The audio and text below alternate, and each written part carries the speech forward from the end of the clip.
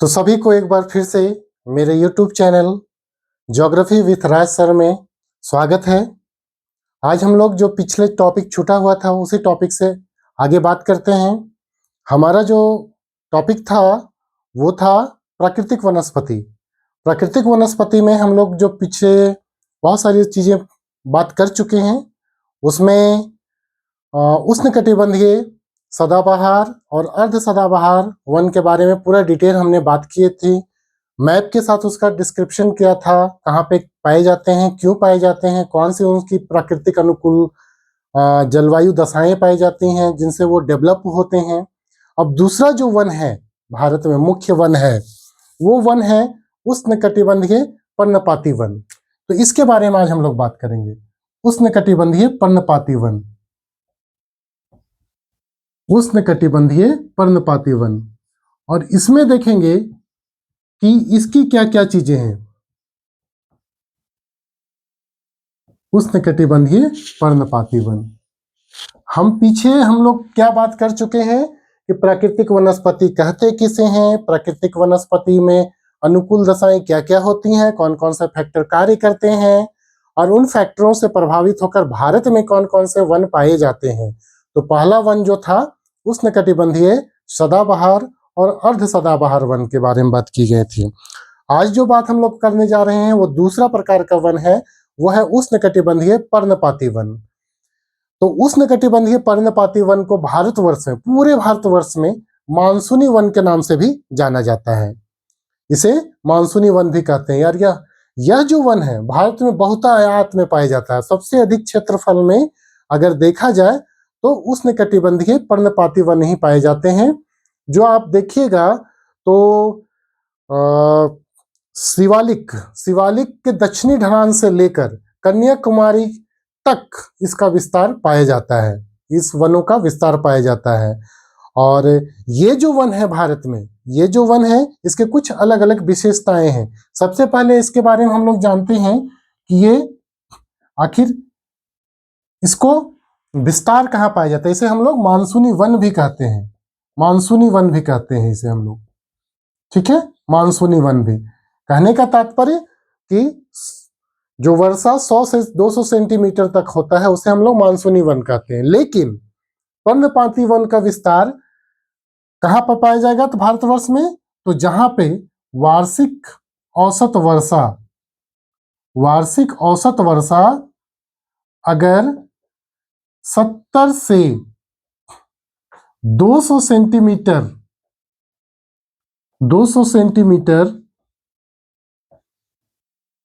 के क्षेत्र में जहां पे होता है वहां पे ऐसे वनों का डेवलपमेंट पाया जाएगा, ठीक है। पहली चीजें ये हैं। तो वार्षिक वर्षा क्या है 70 से 200 सेंटीमीटर के बीच में। लेकिन इतना बड़ा जो गैप बन रहा है, ठीक है, 70 है कितना मिनिमम है देखिए, और 200 सेंटीमीटर मैक्सिमम है, तो ये तो बहुत ज्यादा हो जा रहा है ना। तो इसीलिए जल की उपलब्धता के आधार पर, भारतवर्ष में जल की उपलब्धता के आधार पर, किसके आधार पर, तो जल की उपलब्धता, यानी कहाँ पे कितना वर्षा हो रही है, कितनी वर्षा के एबिलिटी वहां पे पाई जाती है, उपलब्धता, इसके आधार पर पूरे भारतवर्ष में उष्णकटिबंधीय पर्णपाती वन को 2 वर्गों में बांटा गया है। पर्णपाती वन मतलब जो साल में एक बार पत्तों को गिरा देते हैं, ठीक है ना, और वहां एक ही प्रकार के वन पाए जाते हैं, इसलिए वो पूरा वीरान टाइप से 1 महीना का समय लगता है देखने में जब वो पत्ते गिराते हैं, ठीक है ना। तो ये जल की उपलब्धता के आधार पर उष्णकटिबंधीय पर्णपाती वन को 2 वर्गों में बांटा गया है। पहला क्या है तो उष्णकटिबंधीय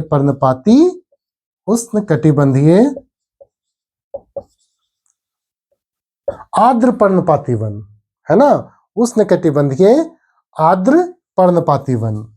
आर्द्र मतलब जहां पे जल की मात्रा अधिक पाई जाती है, आर्द्र पर्णपाती वन।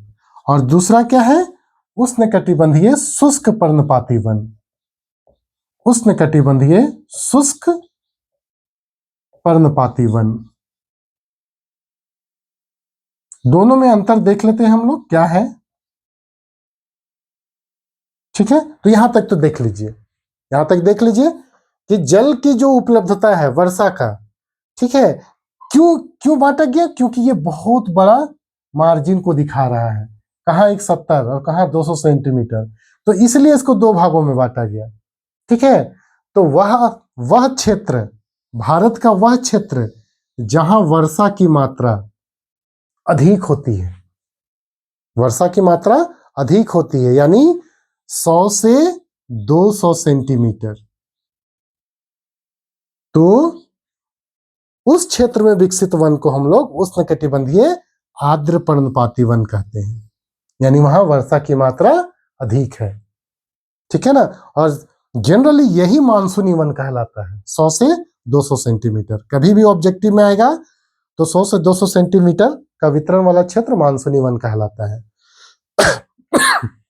अब देखते हैं कि ये वर्षा वाला क्षेत्र कहाँ पाया जाएगा। ठीक है, तो उन सभी क्षेत्रों में जहां पे हम लोग शुरुआत में देखे थे कि उष्णकटिबंधीय सदाबहार और अर्ध सदाबहार वन है, उसके आसपास वाले क्षेत्रों में ये वर्षा की मात्रा आपको पाई जाएगी। ठीक है ना, खास करके उत्तर पूर्वी राज्य, ठीक है, कहां पे, तो उत्तर पूर्वी राज्य में, उत्तर पूर्वी राज्य, सेवन सिस्टर ऑफ इंडिया जान रहे हैं आप लोग, नॉर्थ पूर्वोत्तर वाले राज्य, ठीक है ना, असम, अरुणाचल प्रदेश, नागालैंड, मणिपुर, फिर मेघालय, त्रिपुरा, मिजोरम, ये सब क्षेत्र में आपको ये मिलेंगे। फिर हिमालय के जो गिरिपद हैं सबसे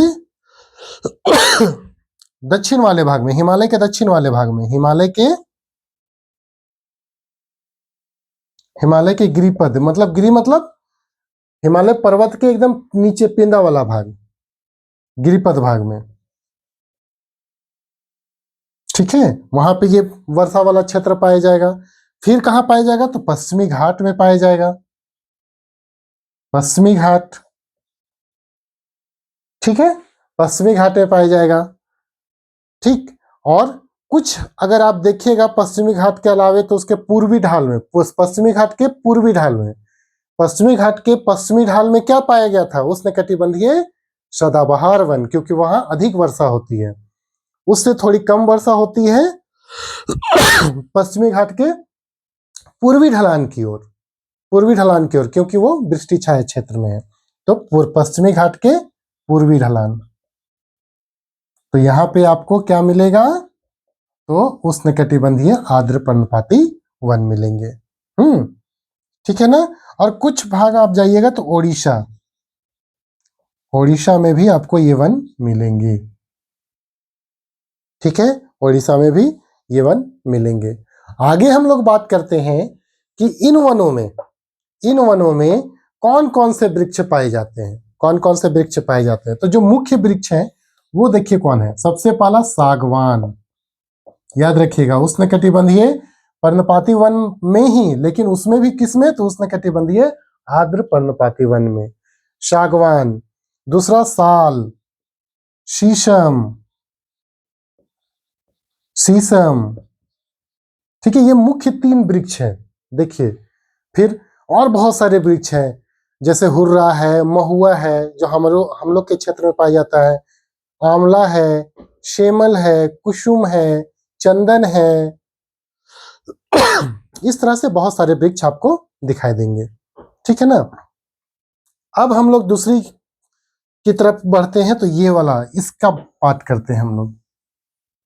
ठीक है ना, इसका बात करते हैं। अब इसमें क्या क्या चीजें हैं भाई, तो वर्षा 70 से 100 सेंटीमीटर, ये 100 से 200 सेंटीमीटर था, यहां 70 से 100 सेंटीमीटर, 70 से 100 सेंटीमीटर वर्षा।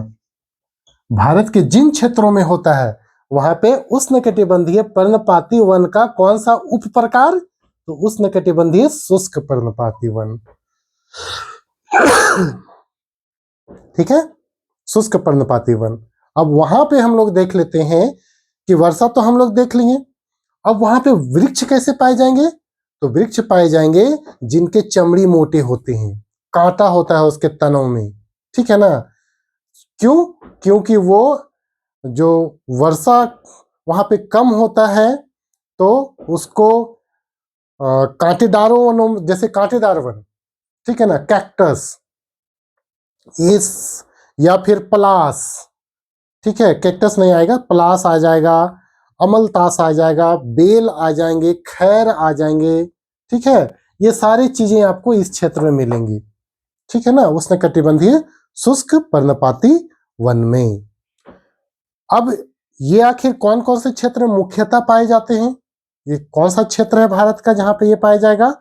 तो देखिए, प्रायद्वीप भारत है, प्रायद्वीपीय भारत का पठार वाला क्षेत्र में, ठीक है, पठारी वाले क्षेत्रों में मैक्सिमम ये पाए जाएंगे, ठीक है ना।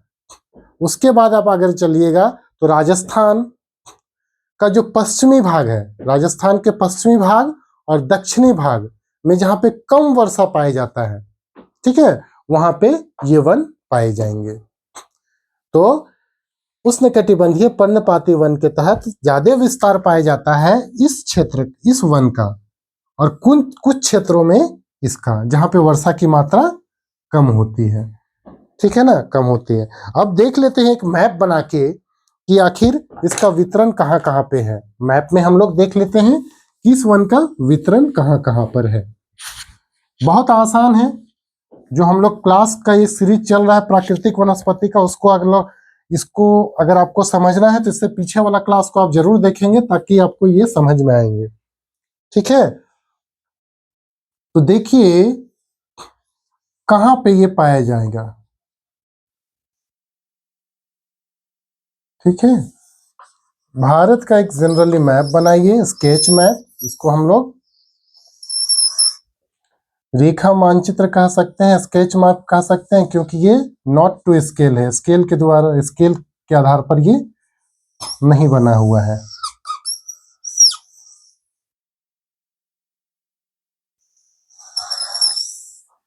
ठीक है, जगह थोड़ा सा ही है तो इसलिए हम लोग कर लेते हैं।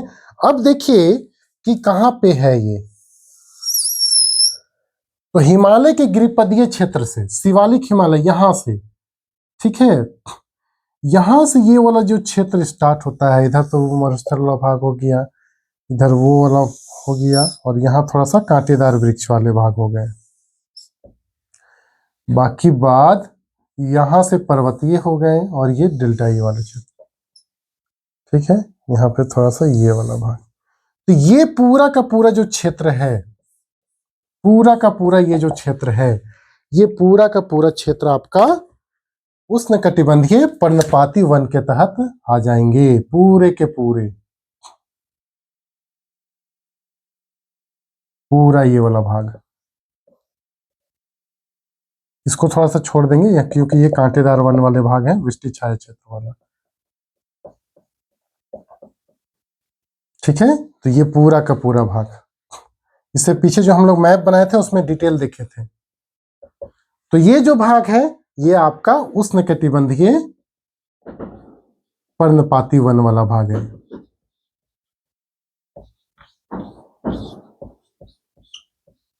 हाँ, अब इसको हम लोग जल की उपलब्धता के आधार पर दो भागों में बांटे थे, आपको पता है, ठीक है, एक शुष्क पर्णपाती और एक आर्द्र पर्णपाती, ठीक है। तो यहां तक हम लोग करते हैं, नेक्स्ट क्लास में हम लोग देखेंगे कौन सा, तो अगला वन जो होगा उष्णकटिबंधीय कांटेदार वन, उस पर हम लोग बात करेंगे। धन्यवाद, और इस चैनल को सब्सक्राइब कर लेंगे, शेयर कर लेंगे, और बच्चों तक जरा शेयर कर दीजिएगा ताकि सभी लोग इसको पढ़ सकेंगे। अच्छा, ये कौन से क्लास के लिए उपयोगी है वो तो मैं पहले भी बता चुका हूं आप लोगों को, लेकिन 11th क्लास के लिए ये बहुत उपयोगी है, 11th NCERT के लिए, ठीक है, ज्योग्राफी, जो बच्चे अभी एग्जाम देने वाले हैं, ठीक है। उसके साथ साथ में आप JPSC PT के लिए इंपॉर्टेंट है, ठीक है, अभी BPSC एग्जाम होने जा रहा है उसके लिए इंपॉर्टेंट है, और इस इजी क्वेश्चन यहीं से पूछा जाता है, बस आपको कथन टाइप से उसको अच्छे से सिलेक्ट कर लेना है और अच्छे से उसको क्वेश्चन टाइप में बनाते हुए चलना है, चीजों को समझते हुए। इसको देख लीजिएगा, उसके बाद NCERT बुक देख के या फिर ऑब्जेक्टिव क्वेश्चन को सॉल्व करने का प्रयास करिएगा। धन्यवाद, गुड नाइट।